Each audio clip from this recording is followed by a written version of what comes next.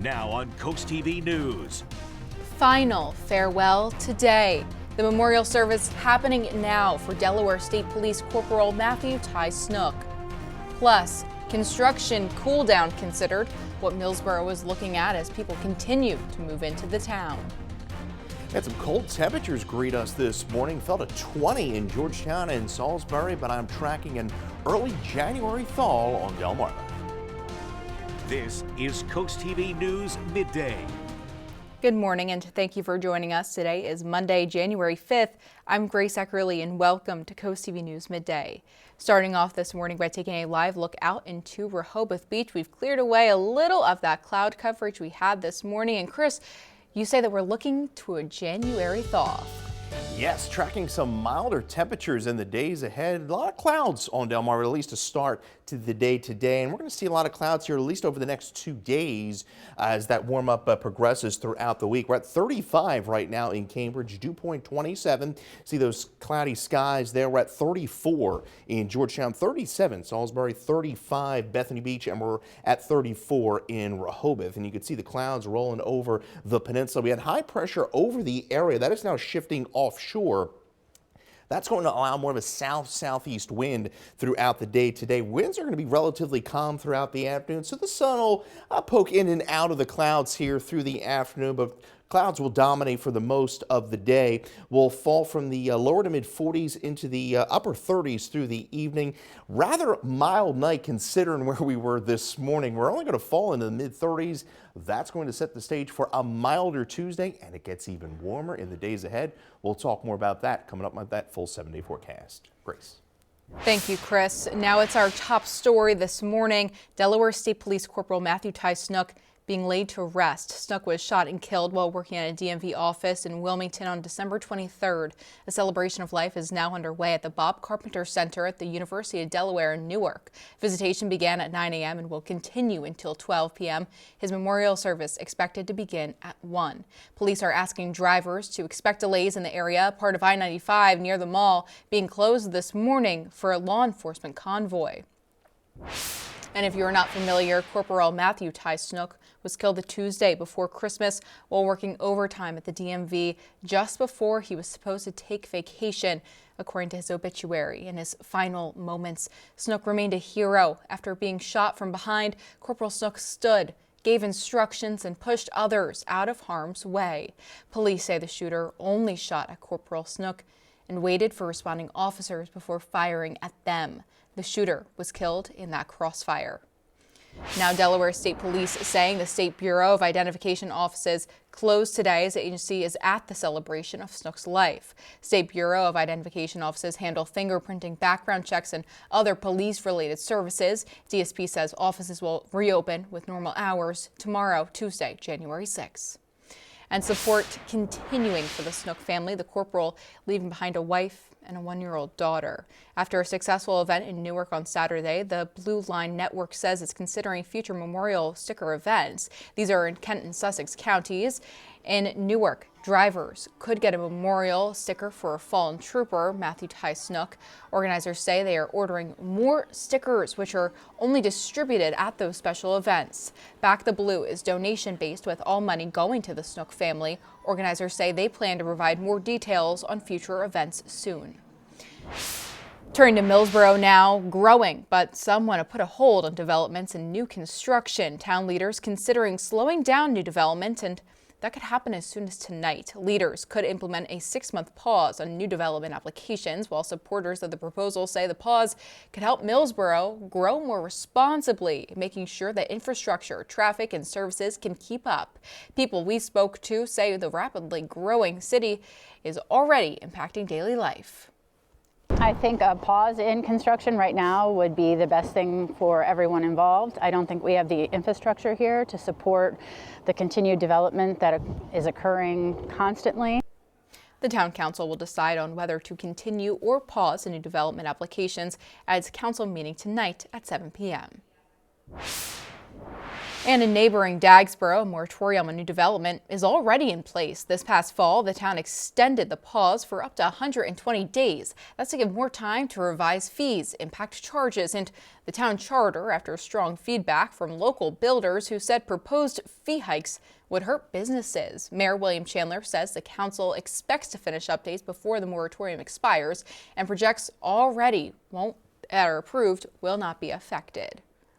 Now starting today, the main beach boardwalk at the McBride Bathhouse in Cape Henlopen State Park will be closed for repairs. That closure is from both the parking lot and the beach sides. But here's the good news. The beach itself will stay open and you can still get there using the north and south main beach access points. That's along with the Point, Point Comfort, Fort Miles, and Herring Point. Now stay with us on CoastTV News Midday because just moments ago, ousted Venezuelan leader Maduro arrives at helipad ahead of his first court appearance in Manhattan. It's a rather pleasant dry start to this first full week of 2026, and we're going to be trending even milder in the days ahead, pushing to near 60 degrees by week's end. Congratulations to Tara Broadway of Millsboro, Delaware, winning an umbrella from CoastTV. We'll talk more about that warm-up coming up. Venezuelan leader Nicolas Maduro is scheduled to make his first court appearance in New York City today after the United States captured him in a surprise attack over the weekend. NBC's Alice Barr showing us what could happen next for the country as Maduro and First Lady Celia Flores are charged with narco-terrorism, conspiracy, and other large offenses. This morning, as deposed Venezuelan leader Nicolas Maduro prepares for his first court appearance in New York, charged with narco-terrorism conspiracy, President Trump again asserting the U.S. is in charge in Venezuela. We're going to run it, fix it. We'll have elections at the right time. But the main thing you have to fix is a broken country. That amid new details about the U.S. mission to capture Maduro and his wife and key advisor Celia Flores at their Venezuelan compound, including strikes from 150 American aircraft after a secret CIA team laid the groundwork for months. President Trump saying the country's interim president, a close Maduro ally, is now cooperating and must continue to. If they don't behave, we will do a second strike. The president saying American oil companies will go in to rebuild infrastructure and take over Venezuela's rich oil supply. They're going to take the oil out of the ground, and we're taking back what they stole. Remember, they stole our property. On a divided Capitol Hill, Democrats saying the administration should have asked for congressional authorization to strike. Only Congress has the power to declare war. Secretary of State Marco Rubio pushing back. This was not an action that required congressional approval. In fact, it couldn't require congressional approval because this was not an invasion. As Republicans defend the move. Thank you, President Trump, for taking the action to protect American lives, to protect American interests. And many Venezuelans who fled the country's authoritarian rule hope for a better future. In Washington, Alice Barr, NBC News.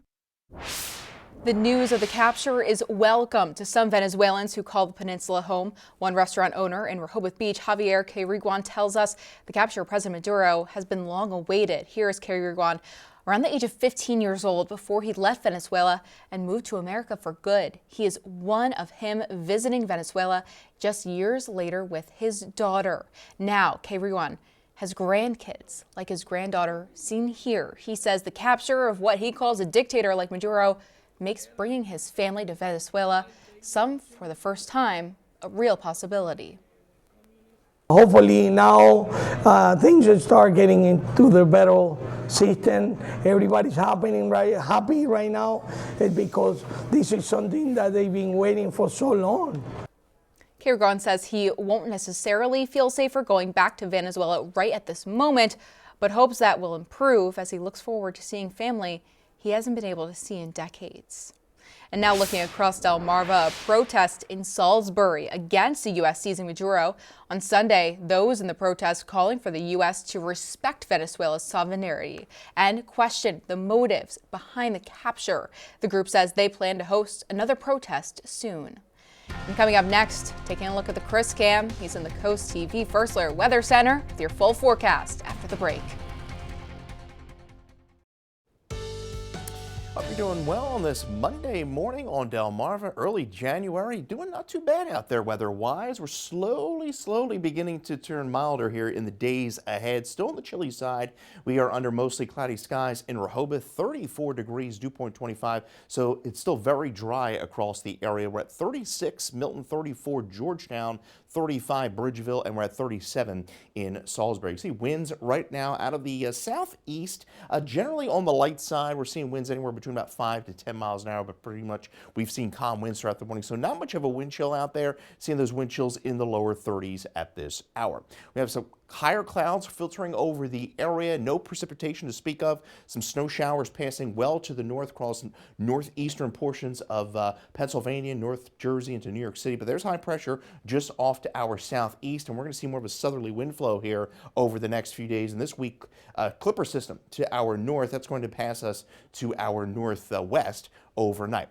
Highs, well, we're going to be in the lower 40s today. Average high is 46, and you can see by midweek, we're pushing mid to upper 50s, and then by the end of the week, we're going to be pushing into the upper 60s. We're going to have overnight lows warmer than where we should be for daytime highs for this time of year. We're at 42 this afternoon in Georgetown, 44 in Seaford. We'll have a high of 40 in Cambridge under those mostly cloudy skies, 44 in Snow Hill. So there's the cloudy skies overnight. It's going to be, well, a rather mild night. We'll call mid-30s mild after we were in the lower 20s this morning with the cloud cover and the southerly winds. Temperatures, I think, are going to hold above the freezing mark for a good bit of the area. I think western portions of the county could dip right around freezing. By tomorrow afternoon, mostly cloudy once again, but even milder. We're going to be about 10 degrees warmer tomorrow in the lower to mid 50s. There's the southerly winds throughout the day today, generally on the light side. As we go into Wednesday, winds will pick up a bit, gusting 25 to 30 out of the west-northwest as a weak front pushes through. But yes, we're talking rain, not snow. Those rain chances are going to be ramping up Friday night and especially Saturday. Could see a weak shower chance there Friday as a warm front lifts through. But here's the setup as we go into late week. Cold front still back off to the west as we go into Friday. Warm front lifts north, so temperatures are going to be surging into the 60s. I think most of the moisture as we go into Friday is going to be off to our north and west. But we can't rule out a stray shower.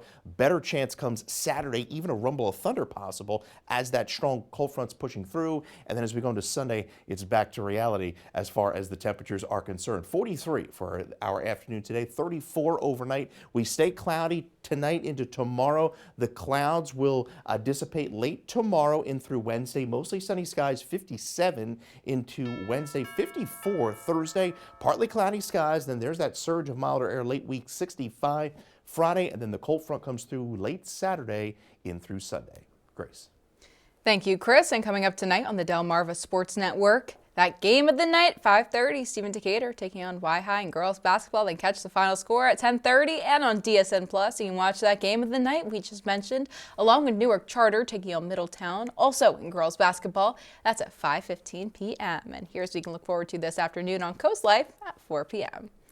Coming up today on Coast Life, we are back with fresh content in a brand new year. And to that end, we're going to be talking New Year's resolutions. Do you make them? Do you keep them? Do you even try? And we're going to have some great folks joining us on the couch, including Bandit, a new canine officer here in the area. And we're talking to the gang over at Art League of OC. You will not want to miss it. Tune in at 4. New information today showing an officer charged in relation to the Robb Elementary School shooting.